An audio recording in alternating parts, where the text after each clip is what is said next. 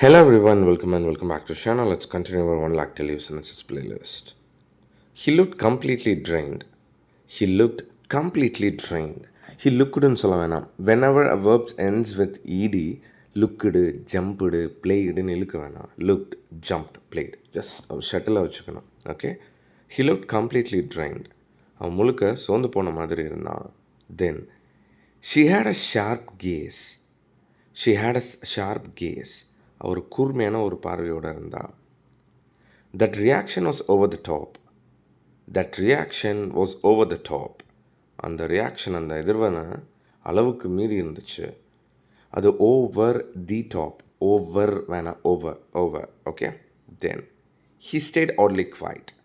He stayed oddly quiet. அவன் விசித்திரமாக அமைதியாக இருந்தான். She gave a firm answer. She gave a firm answer. அவள் உறுதியான பதில் கொடுத்தா.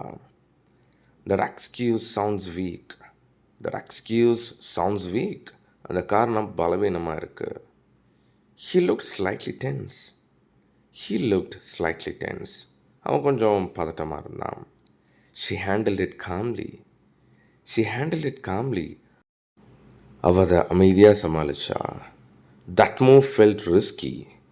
That move felt risky. அந்த மூவ், அந்த செயல் கொஞ்சம் ஆபத்தாக இருக்கிற மாதிரி தோணுச்சு. He kept a neutral face. He kept a neutral face. அவன் எந்த உணர்ச்சியும் காட்டாமல் இருந்தான். Alright, இது மாதிரி சூப்பர் டூப்பரான சென்டென்சஸ் நம்ம கம்பேர் பண்ணி வச்சுருக்கோம். Not only this, we have got plenty of stuff in this book. In the 35,000 daily use sentences, it comes with 7 volumes.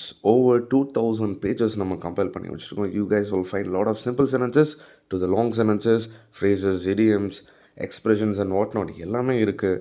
Just every day 20 pages read பண்ணுங்கள். Try to translate all these sentences. I bet the bottom dollar. Within a short span of time, you guys can improve your daily communication skill. In the 7 volumes உங்களுக்கு வேணும் அப்படின்னா just contact me on WhatsApp. I'll let you know how to buy this and I will courier to your address. Miss பண்ணாதீங்க.